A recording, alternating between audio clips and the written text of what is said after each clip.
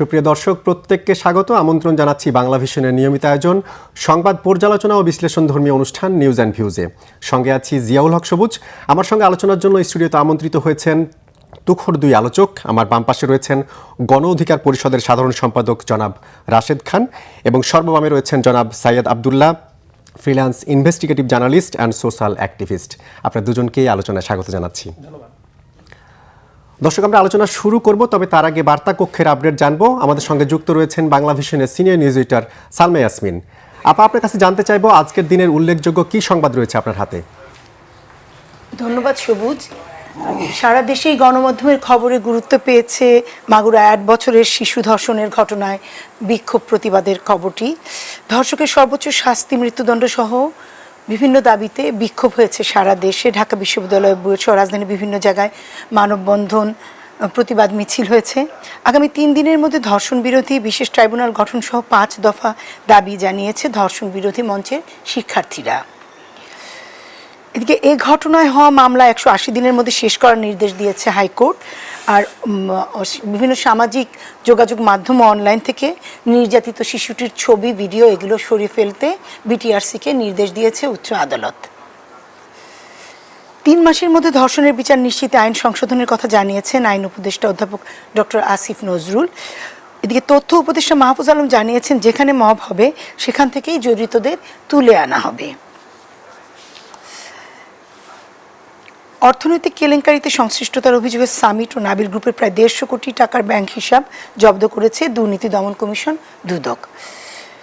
সবুজ, সারা দেশে গণমাধ্যমের খবরে এই সবই গুরুত্ব পেয়েছে। ধন্যবাদ।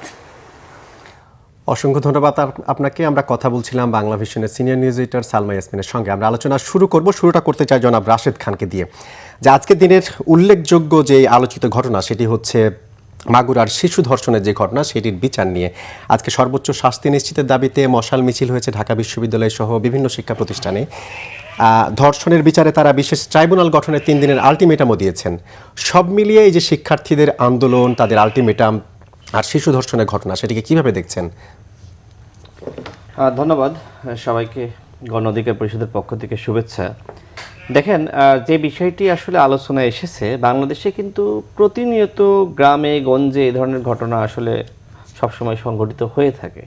মাগুরার এই শিশুটি আসিয়া, যার নাম, এই ঘটনা আসলে সামাজিক যোগাযোগ মাধ্যমে বা গণমাধ্যমে আসার কারণে আসলে এত আলোচনায় এসেছে। কিন্তু এই ধরনের ঘটনা কিন্তু প্রতিনিয়ত বাংলাদেশে ঘটছে। অনেক ঘটনা গ্রামের সালিশের মাধ্যমে মীমাংসা করা হয়, অনেক ঘটনা আসলে টাকা পয়সার মাধ্যমে আসলে মীমাংসা করা হয়। তো এই ঘটনা আসলে আমাদের কাছে একটি ইঙ্গিত বা একটি দৃষ্টান্ত যে আসলে বাংলাদেশে এই ধরনের ঘটনা ঘটছে। এটি অত্যন্ত ন্যাক্কারজনক। বাংলাদেশে অতীতেও আমরা দেখেছি যে ধর্ষণের ঘটনা ঘটেছে, বিচার হয়নি। এখন এই যে শিশুটি, এটি কিন্তু আমাদের সামনে একটি চিত্র যে আসলে এটিকে সামনে রেখে এটার প্রতিবাদ হচ্ছে এবং কিভাবে আসলে ধর্ষণের ঘটনার দ্রুত বিচার করা যায় সেটি আসলে আমাদের সবাইকে ভাবতে হবে। আমার মনে হয় যে শিক্ষার্থীরা যে দাবিতে আন্দোলন করছে এটি অত্যন্ত যৌক্তিক দাবি। আমাদের পক্ষ থেকে আমরা একই দাবি করি যে ধর্ষকের সর্বোচ্চ শাস্তি নিশ্চিত করতে হবে, কিন্তু সেই শাস্তি আসলে হচ্ছে না। আমরা দেখেছি যে এই ধরনের অনেক বড় আলোচিত ঘটনা, মুনিয়া হত্যা, সেই মুনিয়া হত্যার বিচার এখনো পর্যন্ত কিন্তু হয়নি। এমনকি আসামিকে, সেই আনভিরকে বাংলাদেশের কোনো পুলিশের সাহস হয়নি তাকে গ্রেপ্তার করা। এরকম ঘটনা কিন্তু আরও রয়েছে। ফেনীর সেই নুসরাত হত্যাকাণ্ড বলেন, এছাড়া আপনার সেই ক্যান্টনমেন্টে তনু হত্যাকাণ্ড, এরকম অনেক বড় বড় ঘটনা ঘটেছে। মানে আমার সন্দেহ লাগছে যে এই যে আসিয়া, এই ঘটনা যখন আসলে আলোচনার বাইরে চলে যাবে তখন আদৌ কি এই আসামের বিচার হবে? বাংলাদেশে কিন্তু এই ধরনের ঘটনা ঘটেছে। তো সেই জায়গা থেকে আমার মনে হয় একটি আইন করা দরকার, যেটি অন্তর্বর্তীকালীন সরকারের আইন উপদেষ্টা বলেছেন যে 15 দিনের মধ্যে তদন্ত এবং 90 দিনের মধ্যে বিচার। আমার মনে হয় যেটি আসলে কার্যকর করা দরকার। সেজন্য কি বিশেষ ট্রাইব্যুনাল লাগবে? বিশেষ ট্রাইব্যুনাল তো অবশ্যই একটি দাবি হতে পারে। দেখেন, বাংলাদেশের এই অভ্যুত্থানে নারীদের কিন্তু ব্যাপক ভূমিকা ছিল এবং 2018 সালে আমরা যখন কোটা সংস্কার আন্দোলন করেছি, হাসিনা কোন সময় ভয় পেয়েছে? যখন রকেয়া হলের, শামসুন্নার হলের শিক্ষার্থীরা যখন গেট ভেঙে এসেছে, একইভাবে 24-এর গণ অভ্যুত্থানে নারীরা যখন মাঠে নেমেছে, তখন কিন্তু হাসিনা এক ধরনের ভয় পেয়ে গেছে। অর্থাৎ প্রত্যেকটা আন্দোলনে কিন্তু নারী শিক্ষার্থীদের ব্যাপক ভূমিকা ছিল। সেই নারীদের জন্য নারী বান্ধব রাষ্ট্র কিন্তু আমরা কখনোই গঠন করতে পারি নাই। বাংলাদেশে স্বৈরাচার শেখ হাসিনা নারী ছিল, তার আমলেও কিন্তু নারীরা লাঞ্ছনার শিকার হয়েছে, এবং যখন আপনার খালেদা জিয়া যখন প্রধানমন্ত্রী ছিল তার আমলেও কিন্তু একই ধরনের ঘটনা ঘটেছে। অর্থাৎ এখনো পর্যন্ত বাংলাদেশকে আমরা নারীবান্ধব রাষ্ট্র হিসেবে আমরা গঠন করতে পারিনি। তো সেই জায়গায় যেহেতু একটি অভ্যুত্থান হয়েছে, অভ্যুত্থানে নারীদের ব্যাপক ভূমিকা ছিল, আমার মনে হয় এই নারীদের উচিত হবে যতক্ষণ না পর্যন্ত নারীবান্ধব একটি রাষ্ট্র বা নারীদেরকে বা আমাদের মা বোনদেরকে আমরা সুরক্ষা না দিতে পারছি, তাদেরকে এই প্রতিবাদটা করা। বাংলাদেশের পুরুষদেরও উচিত হবে নারীদের পাশে থাকা। আমি মনে করি ধর্ষণ বলেন, নারী নিপীড়ন বলেন, টোটালি এটি বন্ধ করতে হবে। সমাজের সমস্ত অন্যায় অবিচার যদি এই অভ্যুত্থানের পরে আমরা বন্ধ করতে না পারি, তাহলে যে নতুন বাংলাদেশের আমরা স্বপ্ন দেখছি, সেই নতুন বাংলাদেশে আমরা কোনোভাবেই নারীদেরকে পিছনে রেখে, দূরে রেখে, নির্যাতন নিপীড়নের মধ্যে রেখে এবং তাদেরকে এইভাবে একটা আতঙ্কের মধ্যে রেখে আমরা সেই বাংলাদেশ কোনোভাবেই গঠন করতে পারবো না। জি, জনাব সাইদ আব্দুল্লাহ, আপনার কাছে একই বিষয় জানতে চাইবো যে আমরা এর আগেও দেখেছি হয়তো নারী নিপীড়নের ঘটনা ঘটেছে, শিশু ধর্ষণের ঘটনাও ঘটেছে, কিন্তু এখন সবচেয়ে যেটা দুঃখজনক ঘটনা যে যখন একটি পরিবারের মধ্যে আপনজনের মধ্য থেকেই লালসার শিকার হয় শিশুরা, এই ধরনের ঘটনাগুলো আসলে কেন ঘটছে? আইন দিয়ে কি শুধুমাত্র এই ধরনের যে অপরাধ সেটি কি আসলে নিশ্চিহ্ন করা সম্ভব কিনা, বন্ধ করা সম্ভব কিনা? আপনি যে স্পেকট্রামে আলোচনাটা টেনেছেন, আসলে অনেকগুলো পার্সপেক্টিভ আছে এই আলোচনাগুলোর ভেতরে। তবে সেই জায়গায় যাওয়ার আগে আমার কাছে মনে হয় শুধু আইন করে সবকিছু প্রোটেক্ট করা যায় না। আইন করে যদি প্রোটেক্ট করা যাইতো তাহলে তো পুরো পৃথিবীটা স্বর্গের বাগান হয়ে যেত, কারণ পৃথিবীর সব আইনই তো ভালো ভালো আইনই করা হয় টেকনিক্যালি। কিন্তু সেই আইনগুলা এক্সিকিউটেড হবে কি না এইটা বোঝার জন্য নানা ধরনের প্যারামিটার আছে। অ্যাট দ্য সেম টাইম মানুষের মনস্তাত্ত্বিক দুনিয়ায় সেই আইনের বিকাশটা কিভাবে ঘটে সেই ব্যাপারটাও বুঝতে পারাটা জরুরি। আসিয়ার কথাটা যেভাবে আসছে, শুধু আসিয়া না, বেশ কয়েকটা ঘটনা কিন্তু ঘটছে এবং বারবার বলতে চাই না, অধিকাংশ ক্ষেত্রেই দেখবেন যে যে জায়গাতে আসলে শিশু আছে, অনেকগুলা শিশু আছে, পরিণত বয়সের আছে, তারা এই যে ধর্ষণের শিকার হচ্ছে, এই মুহূর্তে এসে হঠাৎ করেই মনে হচ্ছে না যে ধর্ষণের মাত্রাটা বোধহয় যে বেশ খানিকটা বেড়ে গেছে। এই বেশ খানিকটা বেড়ে যাওয়ার পেছনে আমার কাছে যেটা মনে হয় একটা মনস্তত্ত্ব কাজ করে। ধর্ষণের এই ব্যাপারটা শুধুমাত্র কিন্তু জৈবিক কারণ না, জৈবিক কারণ ইনফ্যাক্ট ম্যাটারই করে না এই ক্ষেত্রে, বরং যেটা ম্যাটার করে যে আরেকজনকে দেখে নিব, সাইজ করে ফেলবো, পাওয়ার এক্সারসাইজ করব, যে আমি যে অনেক বড় হ্যাডোমলা এটা প্রুভ করব, এই জায়গাটা অনেক বেশি কাজ করে। এবং এই মনস্তত্ত্বটা দেখেন কোন জায়গায় কাজ করে। সেঞ্চুরি মানিকের কথা মনে আছে? জাহাঙ্গীরনগর ইউনিভার্সিটিতে আওয়ামী লীগের যে খুবই বড় একটা পান্ডা ছিল, যে ধর্ষণের 100টা সেঞ্চুরি করে তারা উৎসব করে বেড়াতো। তার অনেক চালাপেলা ছিল, বিভিন্ন টাইমে তারা আওয়ামী লীগের মেইন স্ট্রিমে রাজনীতিও করেছে। আবার দেখবেন আওয়ামী লীগের আমলে এমন দু একজন মন্ত্রীর নাম শোনা যায় তাদের অতীতে ধর্ষণের রেকর্ড আছে বলেও জনশ্রুতি আছে। যাই হোক, শুধু আমি একটা দলকেই দায়ী করতে চাই না। এই ক্ষেত্রে আবার যেটা হয়, বিভিন্ন ক্ষেত্রে লোকাল মানুষও দেখবেন যে কাউকে একটু সাইজ করা দরকার, কারো সম্মানহানি করা দরকার, তারা ধর্ষণের দিকে ঢুকে যাচ্ছে।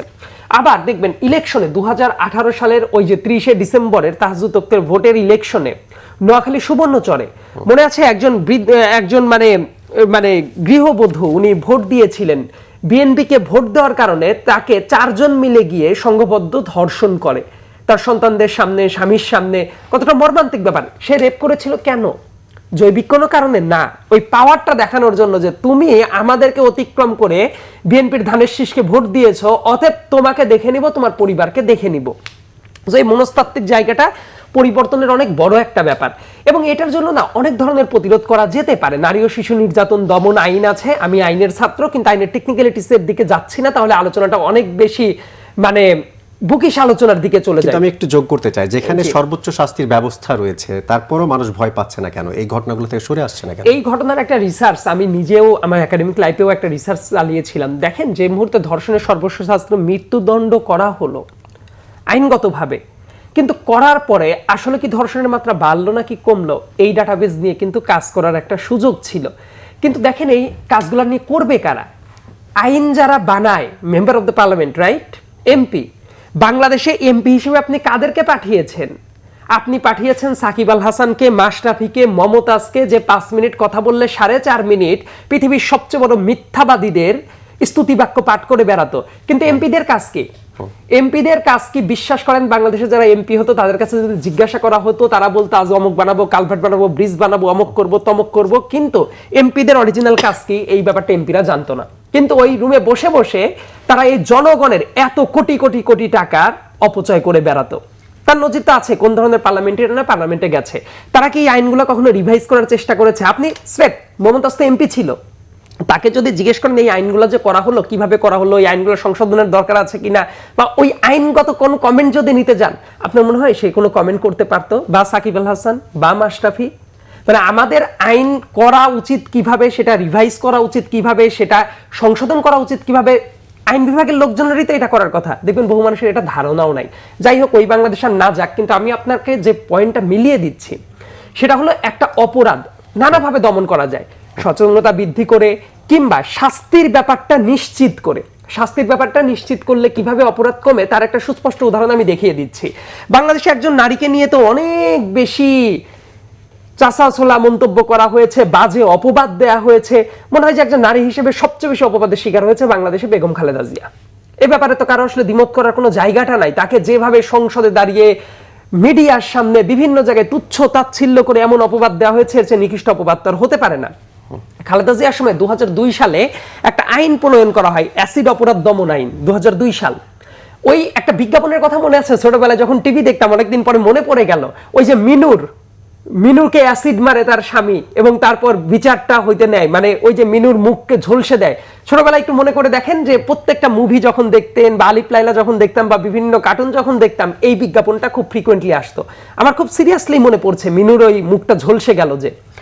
আলটিমেটলি এই আইনটা করার পরে একদম জিরো টলারেন্স দেখানো হলো এবং 2 বছরের মাথায় বিশ্বাস করবেন কিনা যে অ্যাসিডের যে আক্রমণের যে জায়গাটা, সেই জায়গাটা একদম টেন্স টু জিরো হয়ে গেল, শুধুমাত্র শাস্তিটা একদম দৃঢ়ভাবে নিশ্চিত করার জন্য।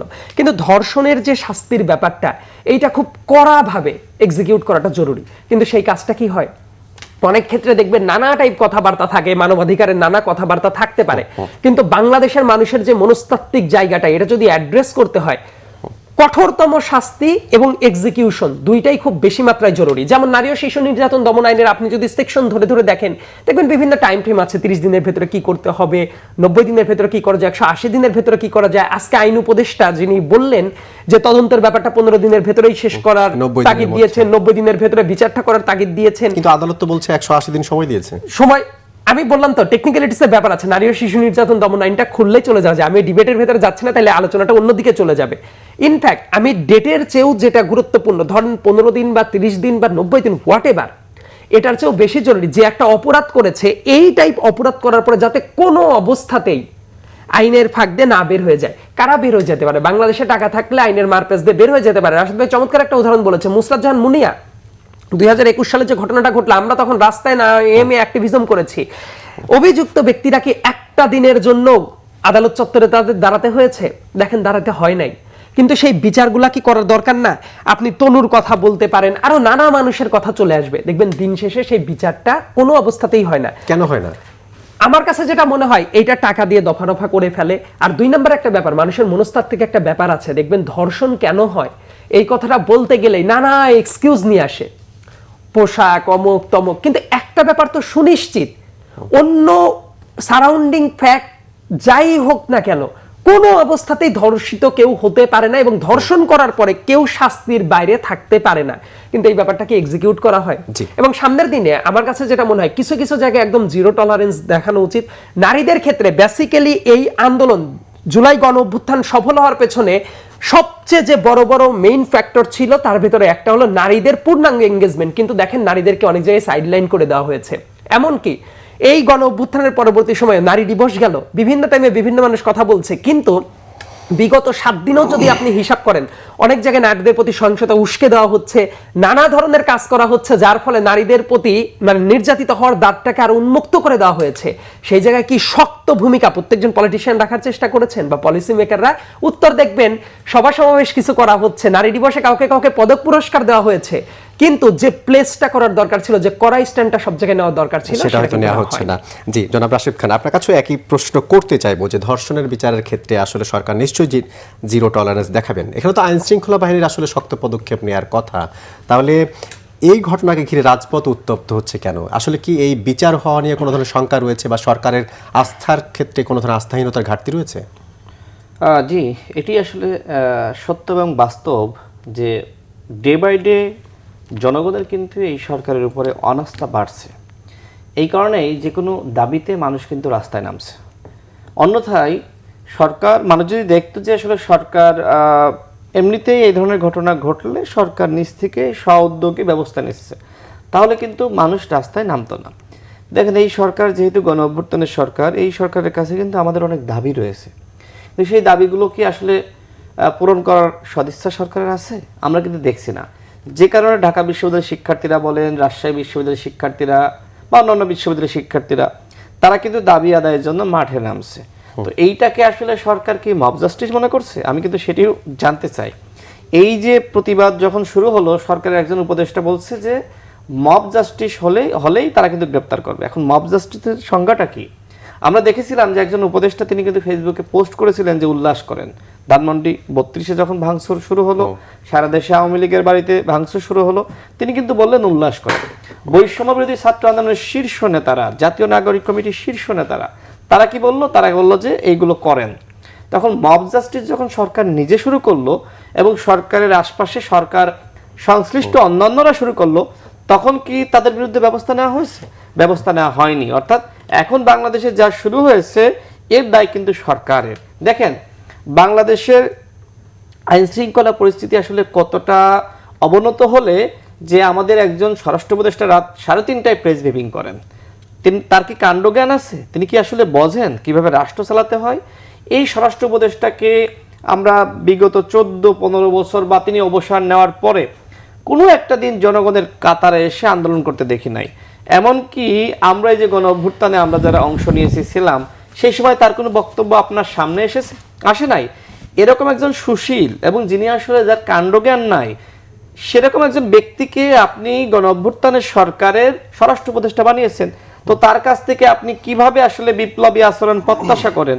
আমার কাছে যেটি মনে হচ্ছে, দেখেন, এই মুহূর্তে কিন্তু নির্বাচন নিয়ে একটি অনিশ্চয়তা তৈরি হয়েছে।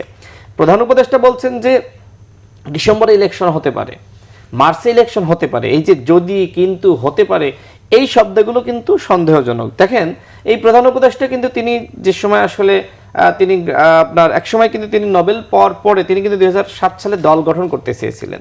তার মানে তার ভিতরে অবশ্যই ক্ষমতায় যাওয়ার একটি চিন্তা অবশ্যই আছে। তো তিনি ক্ষমতায় পরবর্তীতে গিয়েছেন।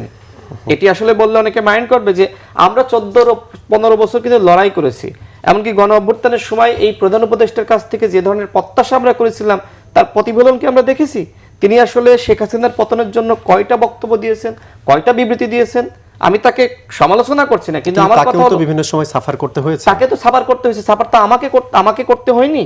আমি তো একটানা 15 দিন রিমান্ডে ছিলাম, আমি নির্যাতনের শিকার হয়েছি। আমার হাত বেঁধে, চোখ বেঁধে, আমার মুখ বেঁধে আমাকে নির্যাতন করেছে। ডিএমপি সিসিটিভি ক্যামেরা চেক করেন। প্রধান উপদেষ্টা আমাদের মতো নির্যাতনের শিকার হননি, তার বিরুদ্ধে মামলা হয়েছে, এতটুকুই, কোর্টে হাজিরা দিয়েছেন, এতটুকুই, তাকে তো একটা দিনের জন্য জেল খাটতে হয়নি। এই কথাগুলো আজকে কেন বলছি? কারণ তার কাছ থেকে আমরা যা প্রত্যাশা করেছিলাম সেটি পারছি না। নির্বাচন নিয়ে বাংলাদেশে কেন অনিশ্চয়তা তৈরি হবে? তিনি স্পষ্টভাবে বলবেন আমার ক্ষমতার কোনো লোভ নাই, আমি অমুক তারিখে ইলেকশন দিয়ে আমি বিদায় নিতে চাই এবং অমুক তারিখের আগে আমি এইগুলো করতে চাই। তিনি এখনো পর্যন্ত কেন রাষ্ট্র সংস্কারের রোডম্যাপ তিনি ঘোষণা করছেন না, নির্বাচনের রোডম্যাপ ঘোষণা করছেন না? তিনি কেন রাজনৈতিক দলগুলোর ভিতরে এই যে তামাশা হচ্ছে এগুলো তিনি কেন দেখতেছেন? এই যে অনৈক্য সৃষ্টি হলো, তার কি দায় নাই? তিনি একটি দলকে আশীর্বাদ জানাচ্ছেন, তাকে কি আমরা প্রধান উপদেষ্টা বানিয়েছি নতুন দলকে আশীর্বাদ জানানোর জন্য? আমি সেই প্রশ্ন তাকে করছি। তার দায়িত্ব কি ছিল? তার দায়িত্ব ছিল সবার সাথে সমান আচরণ করা। তিনি কি পারছেন না। তিনি আজকে নির্বাচন নিয়ে কথা আসলেই তিনি আজকে নানান ধরনের বক্তব্য দিচ্ছেন। তার এক একজন উপদেষ্টা এক এক ধরনের কথা বলছে। এই সরকার তো আমি মনে করছি যে 1-11 সরকার হওয়ার পথে। তারা যদি 1-11 হতে চায়, আমরাও কিন্তু সেই রাজপথে নামার জন্য প্রস্তুত আছি। আমি স্পষ্টভাবে বলতে চাই যে আপনাদেরকে দ্রুত সময়ের মধ্যে নির্বাচন নিয়ে যে অনিশ্চয়তা তৈরি হয়েছে, এই অনিশ্চয়তা কাটাতে হবে। আজকে আপনারা বলছেন নির্বাচনের দাবি করলেই, গণতন্ত্রের কথা বললেই, ভোটের কথা বললেই আপনারা বলছেন যে এরা ফ্যাসিবাদের দোসর, এরা হচ্ছে আপনার ষড়যন্ত্রকারী। What is this? আমি রাজনীতি করি, আমি তো নির্বাচনের কথা বলবোই। আমি একই সাথে কিন্তু বলছি যে 3টা কথা বলছি। একটা হলো গণহত্যার বিচার করেন, দ্বিতীয় হলো আপনি রাষ্ট্র সংস্কার করেন যতটুকু প্রয়োজন নির্বাচনের জন্য, এবং আপনি নির্বাচনের রোডম্যাপ ঘোষণা করেন। এখনো পর্যন্ত আপনি একটি কাজ করতে পারলেন না। আজকে আপনার 7 মাস অতিবাহিত হয়ে গেছে, আজকে 7 মাস 2 দিন। আপনি কি করেছেন? আপনি বিবিসিতে সাক্ষাৎকার দিয়েছেন যে আমরা এখনো পর্যন্ত রাষ্ট্র সংস্কার তো শুরুই করে নাই। 7 মাস শেষ হয়ে গেল, আপনি রাষ্ট্র সংস্কার করেন নাই। 7 বছর থাকতে চান? আপনি স্পষ্ট করেন আপনি কবে কতটুকু রাষ্ট্র সংস্কার করতে চান। কোনো কিছু স্পষ্ট না।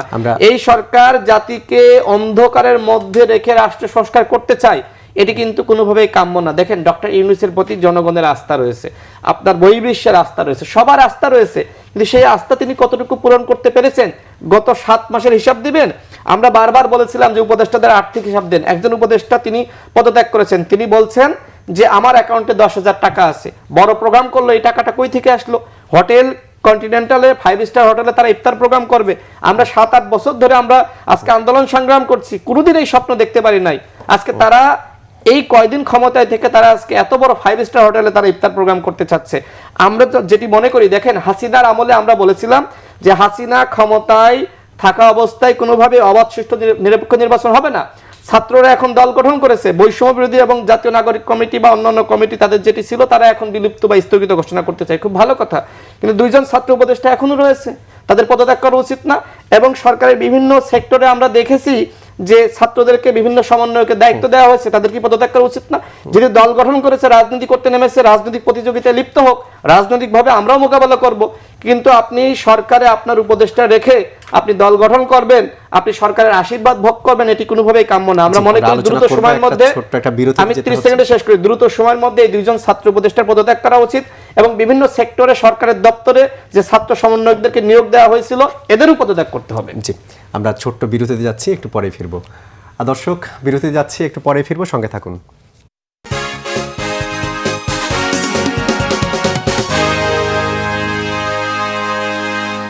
দর্শক, বিরতির পর আরেকবার স্বাগত নিউজ অ্যান্ড ভিউজে। আমরা আলোচনা করছি, স্টুডিওতে আমন্ত্রিত হয়েছেন জনাব রাশেদ খান এবং রয়েছেন জনাব সাইয়েদ আব্দুল্লাহ। বিরতির আগে জনাব রাশেদ খানের সঙ্গে কথা বলছিলাম, এবার সাইয়েদ আব্দুল্লাহ, আপনার কাছে যে বিষয় জানতে চাইবো, নির্বাচন নিয়ে যে অনিশ্চয়তা, আগে আমরা একটা সময় শুনছিলাম যে সংস্কার হবে, সংস্কার কাজ শেষ হলে তারপরে নির্বাচন, এখন শুনছি নির্বাচন সেটি হতে হবে হয় জাতীয় নির্বাচন কিংবা স্থানীয় সরকার নির্বাচন। নির্বাচন নিয়ে তো সরকার একটা অন্তর্বর্তী সরকার তাদের এক ধরনের একটা রোড ম্যাপের মতো করে কিছু একটা বলেছে যে ডিসেম্বরে হতে পারে, মার্চে হতে পারে কিংবা জুনে হতে পারে। নির্বাচন নিয়ে এই ধোঁয়াশাটা কাটছে না কেন? সমস্যাটা কোথায়? আমার কাছে মনে হয় নির্বাচন নিয়ে কেন এই ধোঁয়াশাটা কাটছে না, এই প্রশ্নটা সরাসরি ডক্টর মোহাম্মদ ইউনূসের কাছেই জিজ্ঞেস করা উচিত অনেকের। আমি ডক্টর মোহাম্মদ ইউনূসকে অনেক রেসপেক্ট করি, কারণ বাংলাদেশ যে সংকটের মুখে পড়তো ওই জায়গাতে ডক্টর মোহাম্মদ ইউনূস ছাড়া অন্য কারো হাতে অন্তত পক্ষে ওই মুহূর্তে বাংলাদেশের হাল ধরাটা সম্ভবপর ছিল না, অ্যাটলিস্ট ওই সময়ের জন্য। কিন্তু একই সাথে যে পাহাড় সম প্রত্যাশা যে তারপর আছে, ডেফিনেটলি লজিক্যাল কারণেই আছে, সেই জায়গাটা উনি অ্যাড্রেস করতেও মোটামুটি পারছেন না। সংকটের জায়গাটা কোথায় হয়েছে জানেন? সরকারের সমালোচনা করতে গেলে আমরা যখন অতীতে হাসিনার সমালোচনা করতাম খুবই ভালো, এই মুহূর্তে এসে ডক্টর মোহাম্মদ ইউনূসের এই সরকারের এমন কিছু স্তাবক তৈরি হয়েছে যারা আবার এই সরকারের কোনো সমালোচনাই নিতে পারছে না। কোনো কিছু বললেই আপনি অমুকের দালাল, তমুকের দালাল, অমুক কথা বলেন। কিন্তু এই সরকারের যেসব বড় বড় জায়গায় ভুল কাজগুলো হচ্ছে সেটা নিয়েও তো কথা বলা উচিত। তাহলে চেক অ্যান্ড ব্যালেন্সের ভেতরে না রাখলে কাজ করবে কিভাবে? যেমন একটা কথা খুবই স্পষ্ট, আমি একটু আগে একটা ভিডিও আপলোড করে এসেছি আমার সোশ্যাল হ্যান্ডেলে। ব্যাপারটা হলো যে পুলিশের 4 জনকে ঊর্ধ্বতন কর্মকর্তাকে গ্রেপ্তার করা হয়েছিল, একজন ডিআইজি এবং 3 জন এসপি। এটা নিয়ে কিন্তু স্বরাষ্ট্র মন্ত্রণালয় থেকে বিভিন্নভাবে হম্বিতম্বি করা হয়েছে, এই যে সবাইকে বিচারের আওতায় নিয়ে আসা হচ্ছে।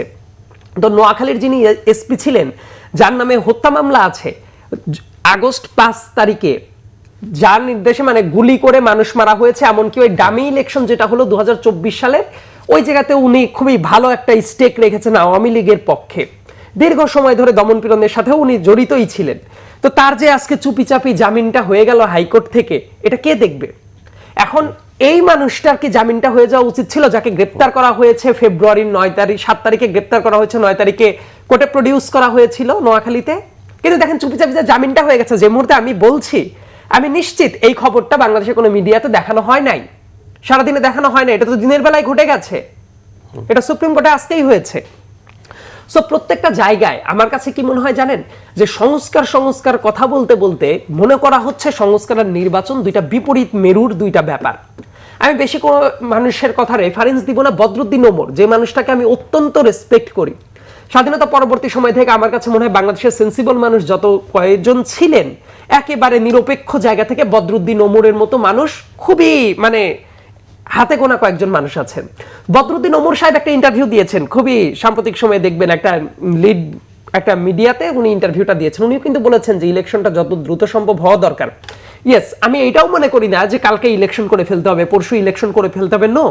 কারণ ইলেকশন করার জন্য যে ধরনের প্রাতিষ্ঠানিক সংস্কারটা দরকার সেটা দরকার। কারণ ইলেকশন কমিশনের যদি সংস্কার না হয়, পুলিশের যদি সংস্কার না হয়, অন্যান্য এজেন্সিগুলো যদি সংস্কার না করা যায়, তাহলে তো একটা ভালো ইলেকশনও করাটা পসিবল না। কিন্তু দেখবেন একটা হাইপ তোলা হয়েছে যে আপনি ইলেকশন আর নির্বাচন দুইটা বিপরীত মেরুর ব্যাপার না। সংস্কার কাজ ব্যাপারটা এমন না যে আপনি একটু সংস্কার করলেন, থেমে গেল, তারপর থেকে দেশ জান্নাতুল ফেরদৌস হয়ে গেল, নো। সংস্কার কাজটা একটা কন্টিনিউয়াস প্রসেস। এমনকি নির্বাচিত সরকার আসলেও তাদের অনেক সংস্কার করতে হবে। আবার আজ থেকে 2-3 বছর পরে কি সংস্কার কাজ থেমে যাবে? না, একটা বেটার ডেমোক্রেটিক ওয়ের দিকে যদি আমরা আগাতে চাই, কন্টিনিউয়াস প্রসেসের দিকেই আগাতে হবে। কিন্তু যেই পরিবর্তন আমরা চেয়েছিলাম বা সাধারণ মানুষ যেই পরিবর্তন চেয়েছিল সেই পরিবর্তন কি হচ্ছে আসলে? একদমই হয় না। এমনকি ডক্টর মোহাম্মদ ইউনূস বিবিসির ইন্টারভিউতে উনি যখন বললেন সংস্কার কাজ এখনো শুরুই করেনি 7 মাস পরে, এটা অত্যন্ত দুঃখজনক। যিনি 7 মাসে একটা সংস্কারও করতে পারলেন না বলে নিজেই জানালেন, পরবর্তী 7 মাস, 8 মাস, 10 মাস, 11 মাসে একদম সংস্কার করে দেশ আগাগোড়া বদলিয়ে ফেলবেন, এই ব্যাপারটা আমরা কিভাবে বিশ্বাস করব?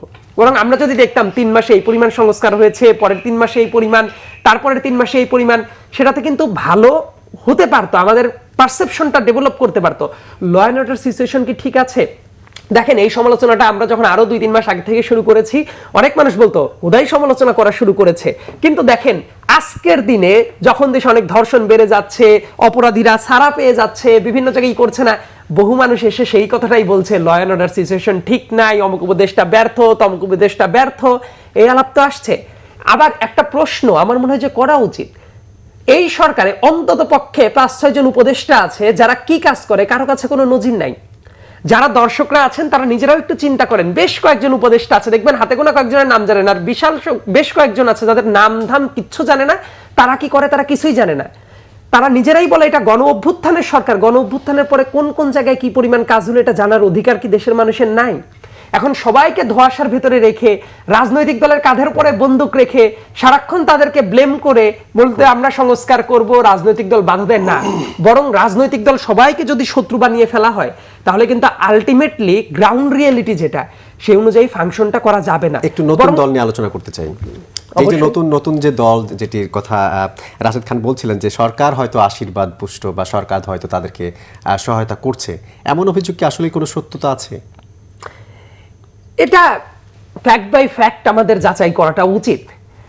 একটা কথা বলে রাখাটা ভালো, গণ অভ্যুত্থানের পরবর্তী সময়ে যে অবস্থাটা ছিল, নতুন একটা দল উঠে আসাও তো খুব বেশি মাত্রায় জরুরি।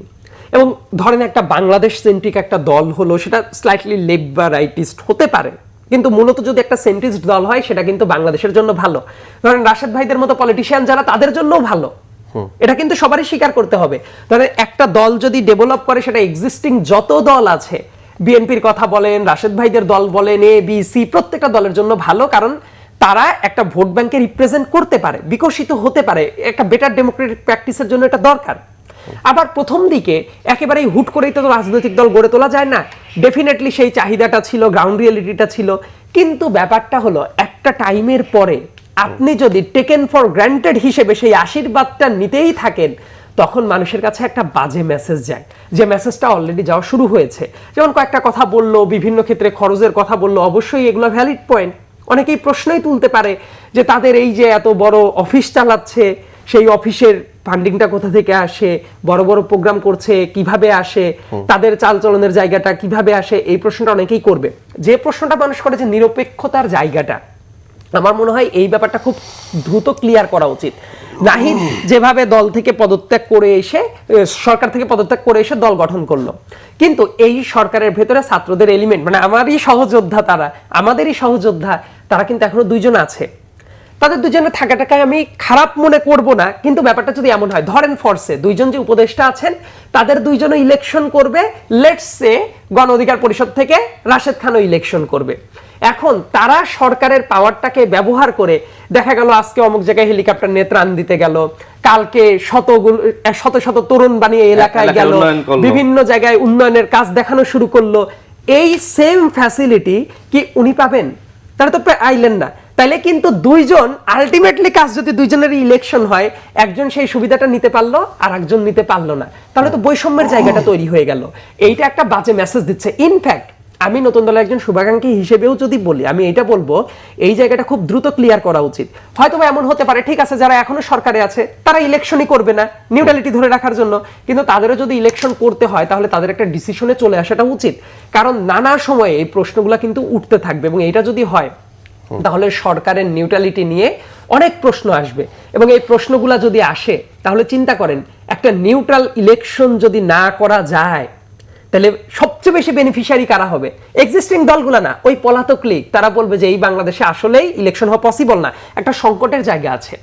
যেমন ভারতের ওই যে ব্রিফ করে যে ওই যে জয়সওয়াল, দেখবেন যে রিসেন্ট টাইমে সে যে ব্রিফ করেছে ভারতের পররাষ্ট্র মন্ত্রণালয়ের পক্ষ থেকে, ওই জায়গাতে সে বারবার করে বলছে অন্তর্ভুক্তিমূলক মানে পার্টিসিপেটরি ইলেকশন।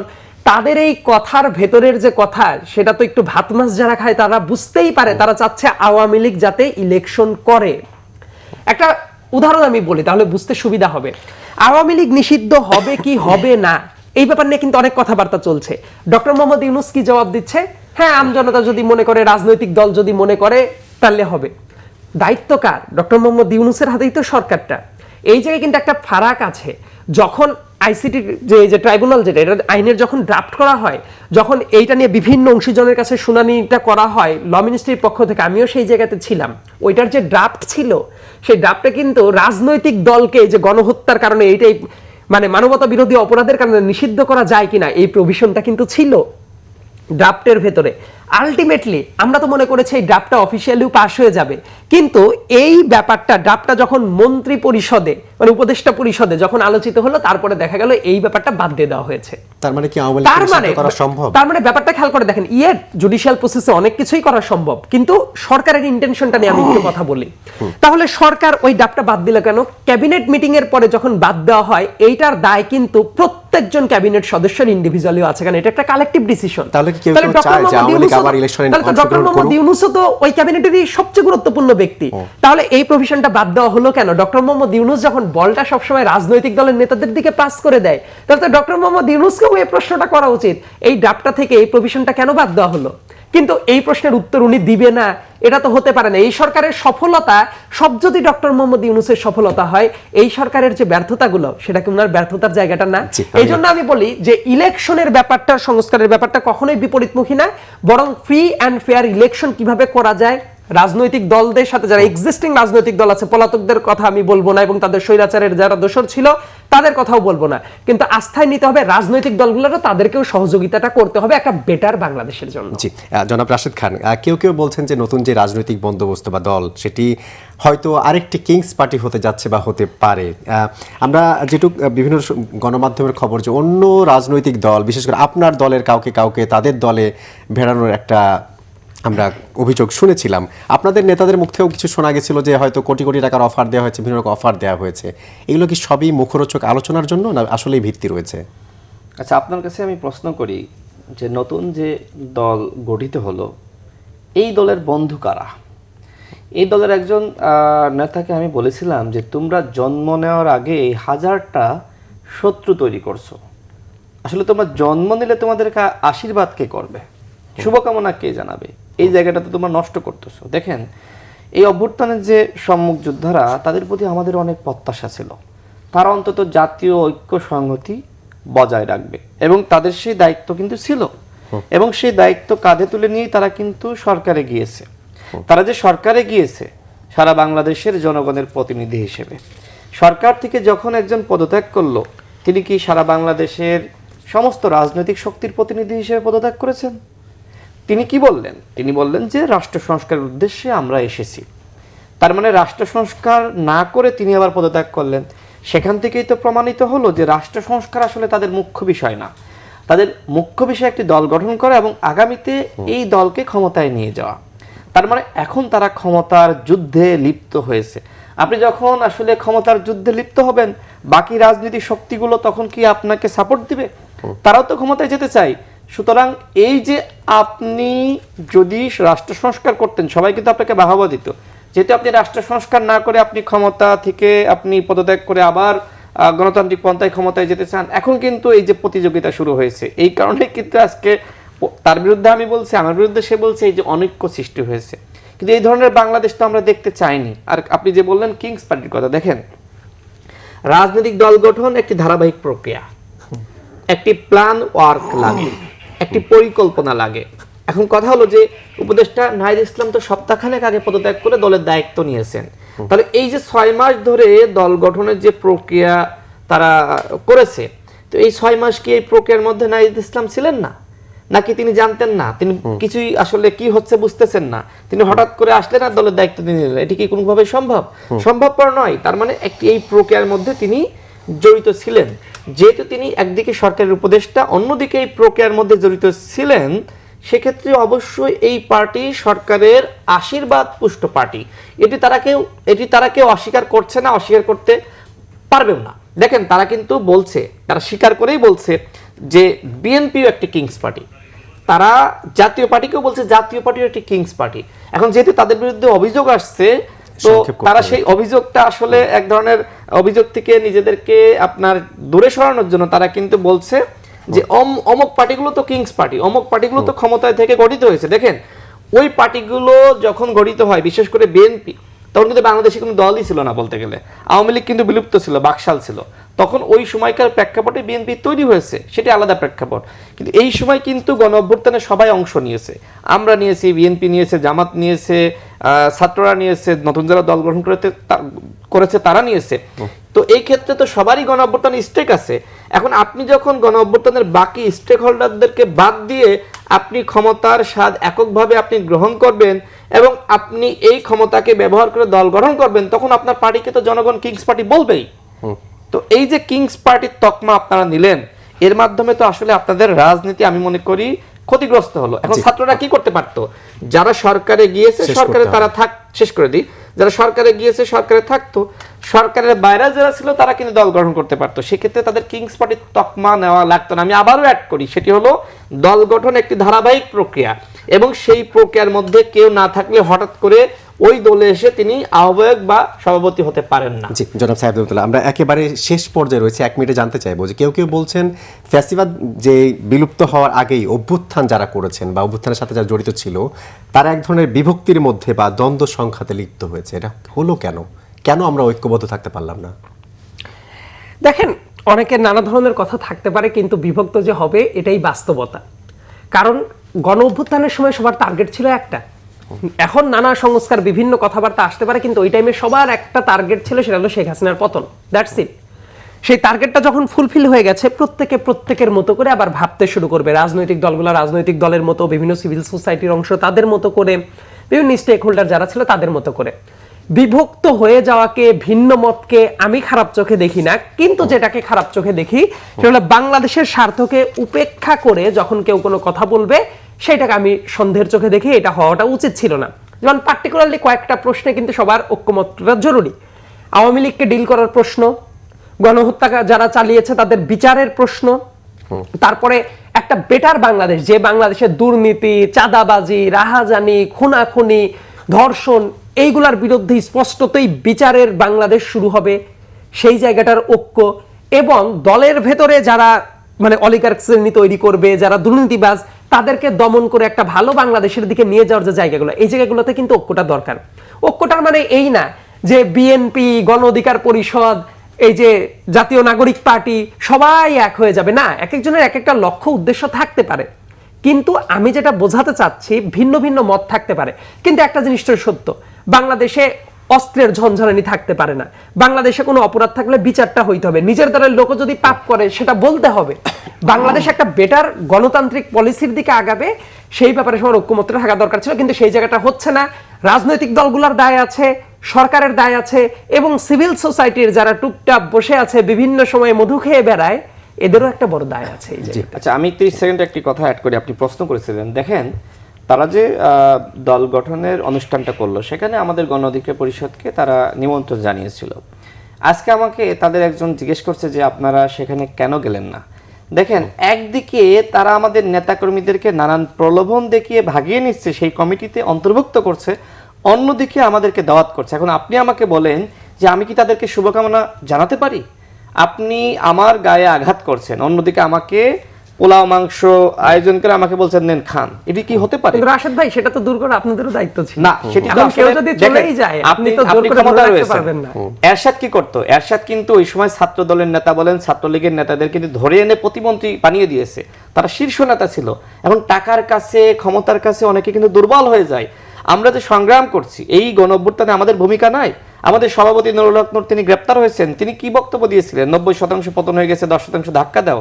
আমাদের অসংখ্য নেতাকর্মী গুলিবিদ্ধ হয়েছে, আমাদের 11 জন শহীদ হয়েছে।